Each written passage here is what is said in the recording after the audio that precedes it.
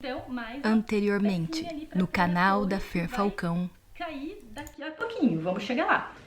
Aí, vamos falar das outras reivindicações. Chegamos às condições de trabalho, chegamos, enfim.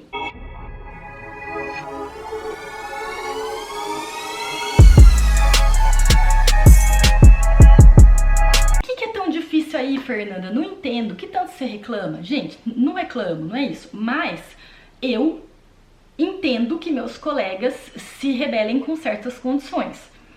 É verdade que é difícil fazer noites de plantão desse jeito, que a gente não para, tá? E não tem como cortar pra ir descansar um pouco, até pra ir comer e ir no banheiro. É uma loucura, porque, né, todo mundo te liga, todo mundo precisa de você em vários lugares e tudo, então é complicado. E isso eu tô falando só do pronto-socorro. Vamos lá! Se você não viu o vídeo onde eu falo do grande bafafá das casas de repouso na França, vou marcar aqui. Vai lá ver, porque eu explico com mais detalhes. Mas o que acontece? Não é só médico, né? Falta tudo. Já falei pra vocês, falta também os auxiliares e técnicos de enfermagem e faltam enfermeiros. Significa que numa casa de repouso, a gente vai ter, durante a noite, uma ou um, né, auxiliar de enfermagem para 70 moradores. E é só. Porque é tipo, não é pra fazer nada à noite, é só pra você estar ali caso aconteça alguma coisa. Tudo bem, mas são 70.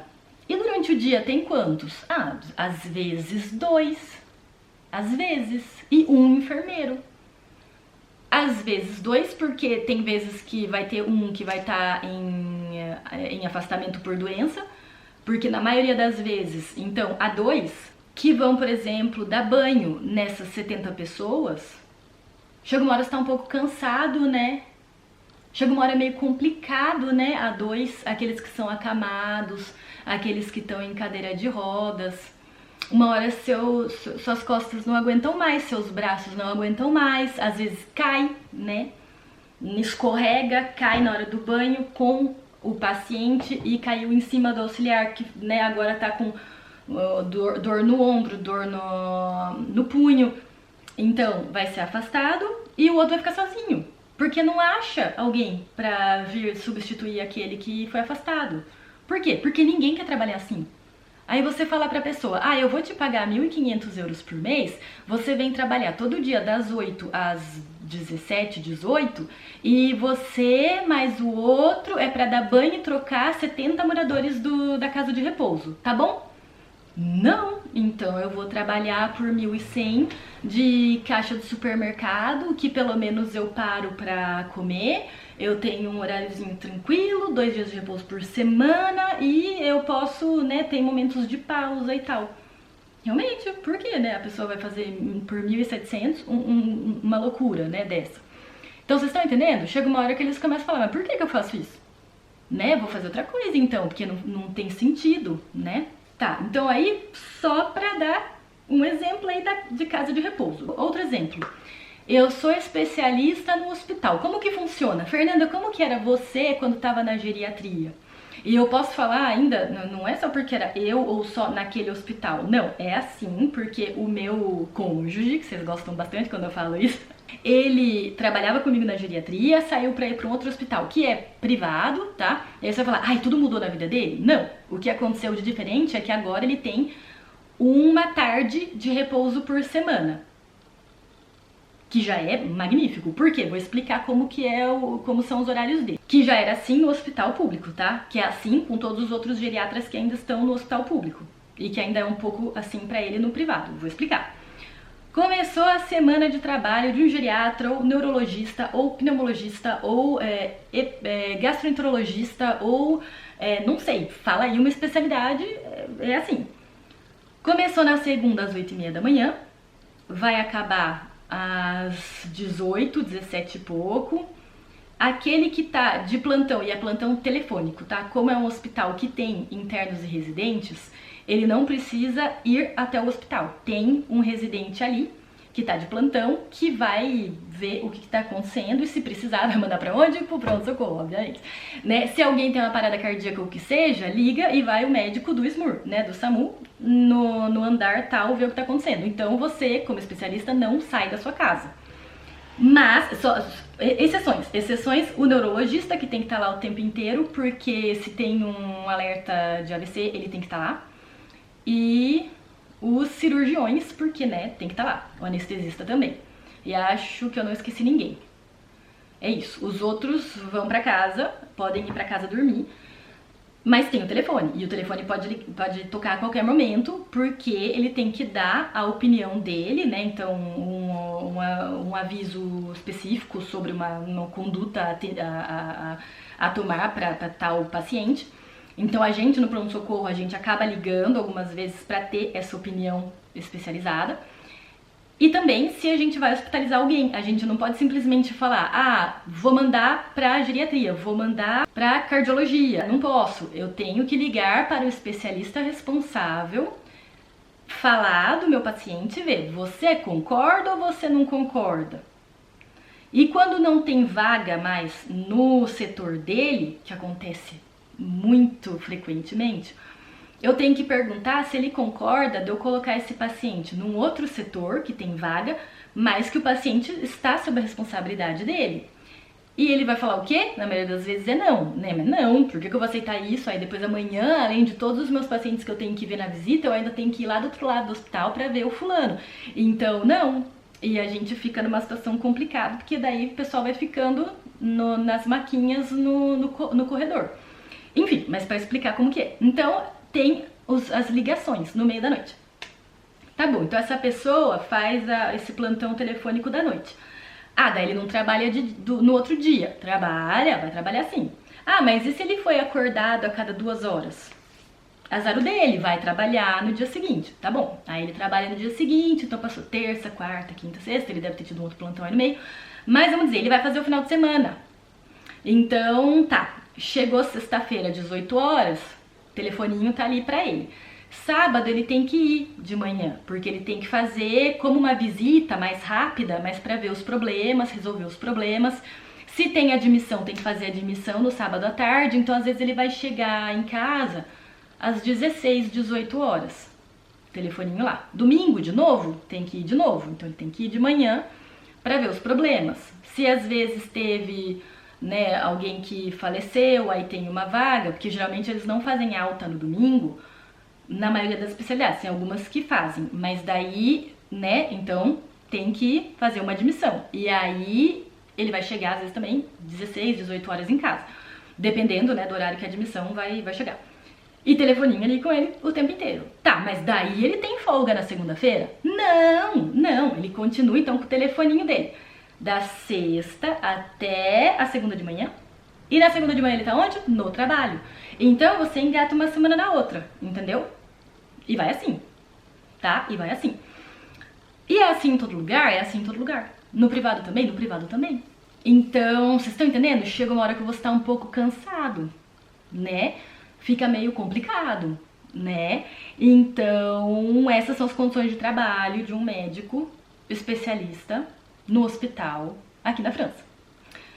Tá bom, então dei aí umas ideias. E é o que eu tô pensando aí no momento, que é o mais, né, assim, que estão nas reivindicações aí. E tem a questão dos leitos. E para falar dos leitos, eu vou ter que falar de uma questão aí mais pra frente, mas vou voltar nessa questão do número de leitos, tá? Mas então, com tudo isso, começaram as manifestações. Elas já começaram antes do período Covid, tá? Foi o ano de 2019, a gente já tinha feito greve no meu hospital, que eu já falei no outro vídeo que a greve foi greve entre aspas, porque ninguém parou de trabalhar e praticamente ninguém deu bola pra nossa greve.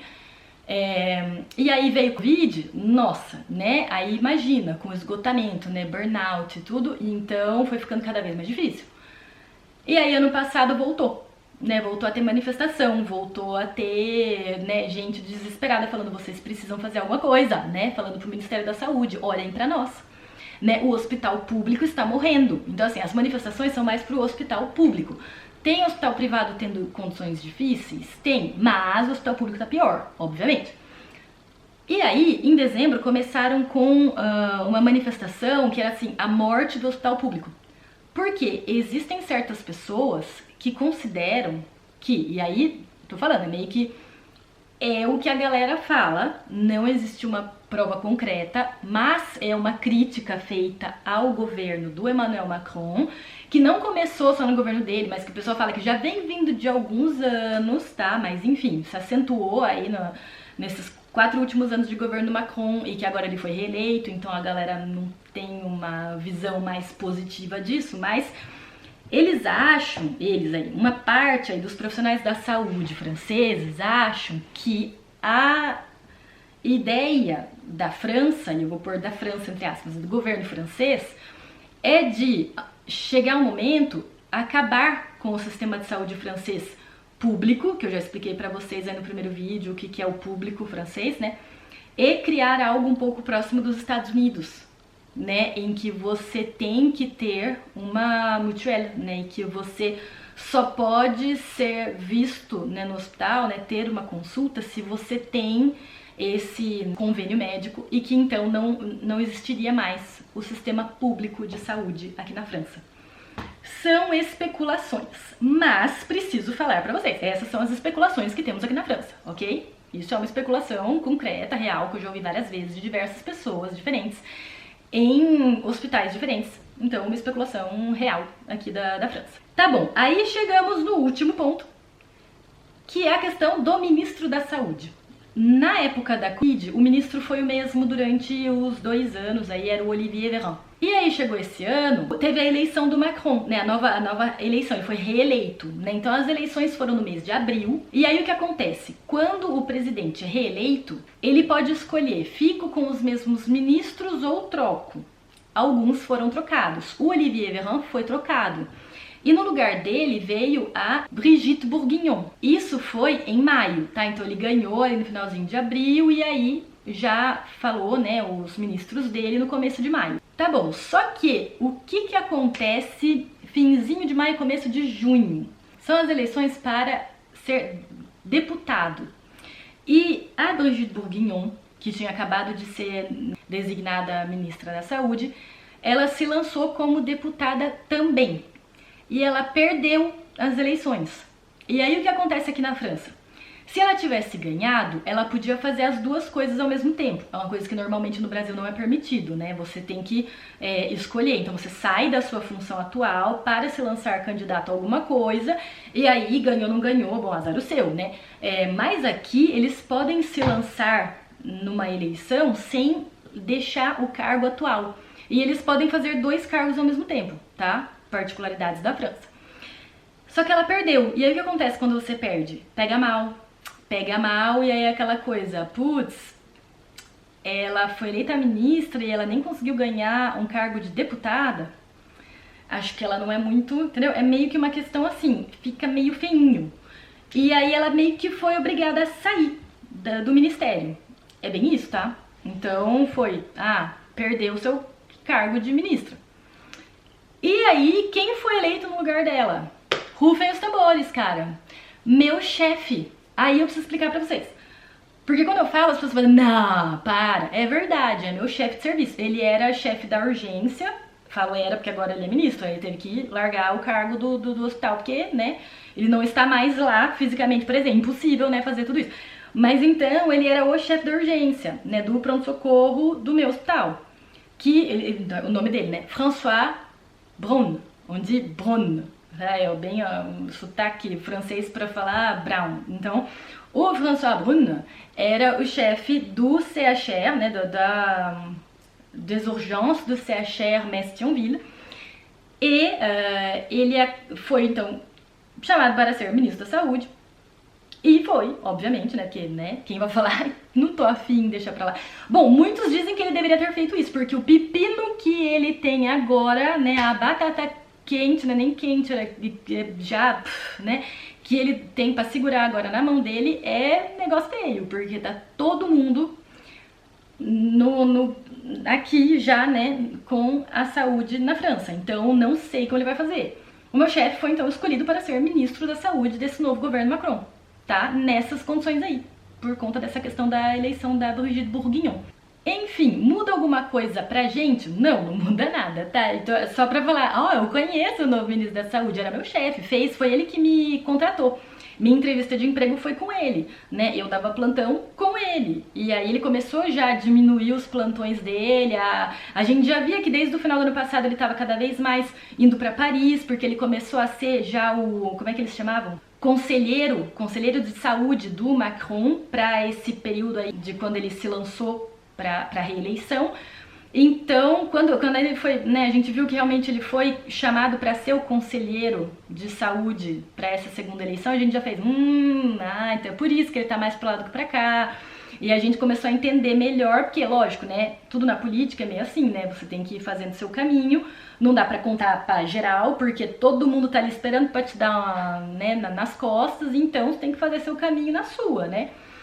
E a gente viu que ele queria se lançar mais pro lado da política, mas, né, dali chegar, ele vai ser escolhido ministro da saúde, era já, né? Então, enfim, surpresa para todos, uma boa surpresa, a gente gosta bastante dele, mas enfim, pequeno parênteses. E aí o que aconteceu? Já nesse julho aí, vários artigos falando sobre isso, né, vários falando de tudo, e, né, falando desse grande pepino que ele tem agora. E uma das coisas aí pra fechar esse vídeo é a questão, então um dos artigos falava, né, que pra mudar de algumas coisas, já antes dele ser escolhido, já estavam querendo fazer as enfermeiras poderem trabalhar mesmo antes de receber o diploma. Então, por exemplo, igual a gente, né, que termina o curso em novembro e vai receber o diploma em janeiro. Então, nesse período, né, então igual para elas têm esse intervalo aí até receber o diploma, eles já querem deixar as enfermeiras livres para trabalhar. Elas já podem trabalhar, porque tá precisando de enfermeira. E médicos aposentados, né, vão, se quiserem, né, podem voltar a trabalhar. E aí uma explicação sobre a aposentadoria na França. Não é igual no Brasil, qualquer aposentadoria, tá? Não só de médicos. Quando você pede a sua aposentadoria na França, acabou, você tem que parar de trabalhar. Não é igual no Brasil que você pede a aposentadoria e pode continuar trabalhando, tá? Não é assim. Aqui você pediu aposentadoria, parou de trabalhar. Porque se descobrem que você está trabalhando, o que quer que seja, você perde a sua aposentadoria. Então aqui não é algo legal de se fazer, não é permitido, tá? Então os médicos que pedem aposentadoria, pronto, parou de trabalhar, não pode ir fazer um plantão de tempos em tempos.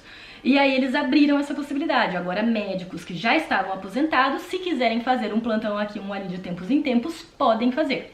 Para finalizar, o exemplo que eu falei, né? Eu falei do meu hospital, que tem... Eu já fiz dia que às 24 horas nós tivemos 280 passagens, e é um hospital, já expliquei pra vocês, né? Um pouco mais da... Não é um hospital central, é um regional, tá? E o hospital de Avignon, que é uma grande região na França, uma cidade muito conhecida aí, no sul da França, chegou um momento aí de julho que eles estavam com 220 passagens em 24 horas, sendo que o normal seria de 170, a média. Então, muito mais. E às 13 horas daquele dia, porque era um dia, o jornalista estava passando o dia ali com o chefe da urgência ali. Às 13 horas já tinha... Obviamente, no fim do vídeo, a minha câmera, né, acabou a bateria, sempre, né? Então, para finalizar. Então, às 13 horas, eles já estavam com 8 macas em fila no corredor, porque não tinha mais onde hospitalizar, não tinha mais vaga, não tinha mais leitos no hospital. E aí era o que eu ia falar dos leitos, né? Então, o que tá acontecendo? Por ser período de verão aqui na França, é quando a gente tem as grandes férias de verão, né? Como tem aí no Brasil, que a gente tem dezembro, janeiro e às vezes até uma parte de fevereiro. Aqui é nessa época, então é finalzinho de junho, julho, agosto e 1º de setembro voltam as aulas e tudo. E aí o que acontece? Quando tem férias escolares, tem férias na maioria dos locais, porque os pais, né, vão sair de férias com os filhos. E o que acontece é que na área da saúde, mesma coisa. Então nós temos enfermeiros, temos médicos, todos que vão tentar, né, ter férias nessa época. Porque quando todo mundo quer tirar férias, é impossível. E aí a gente tenta negociar, né, e fazer... Normalmente são 2 semanas ou no máximo 3 semanas de férias. Aqui não se pega o mês inteiro, tá? É muito raro. O que eles fazem é quebrar em semanas. Você pode pegar uma semana em tal momento, uma semana em tal, né? 2 semanas aqui, 2 ali e completar. 8 semanas no total de férias. Enfim, para vocês terem uma ideia. E aí aqui eles têm isso de fazer certas semanas um pouco cortadas, porque existem férias escolares também no meio aí do período normal escolar. E para explicar isso eu tenho que falar um dia só das escolas na França, e aí eu explico melhor isso, tá? Mas enfim, esse período é um período de férias, né? É o período de verão, onde todo mundo quer ter férias, quer sair, quer poder viajar.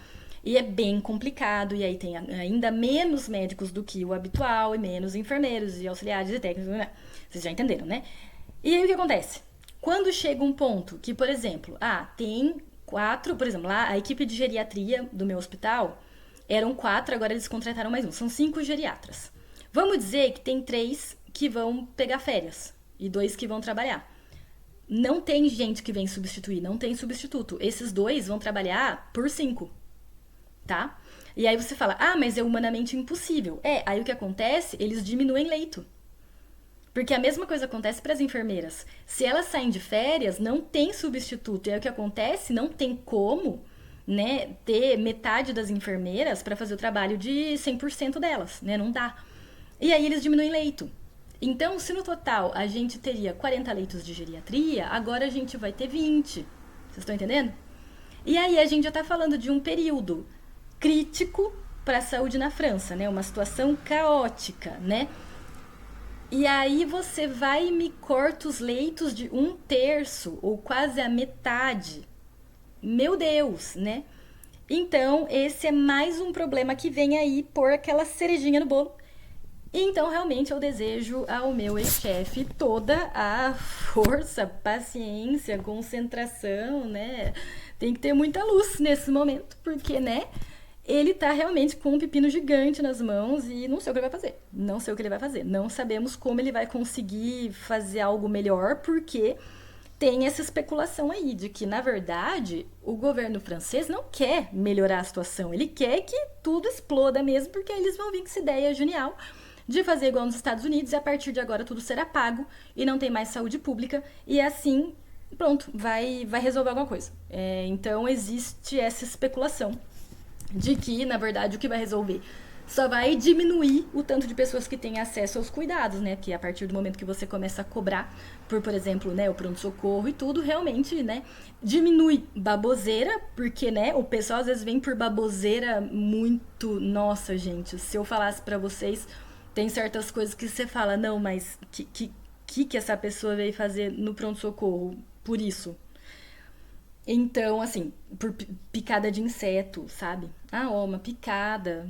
Tá, mas você tem alergia ao inseto? Não. Não, o que você veio fazer aqui, sabe? Me queimei com o sol. Passa creme, sabe? Coisa básica que você pega uma criança de 6 anos no Brasil, tá acostumada? Queimou no sol. E nem era uma queimadura, não, pra falar, mas talvez queimadura de 2º grau. Não, queimadura, tava vermelho, ele tava vermelhinho, o cara. Tomei, queimei lá do sol, tá doendo. Não, no pronto-socorro, não, tá? Não é coisa para pronto-socorro, tá? Pronto-socorro, coisas graves, coisas mais urgentes, né? Não pra isso. Então, assim, tem certas coisas que realmente precisa de uma educação da população, precisa de medicina preventiva, que não é muito desenvolvida aqui na França.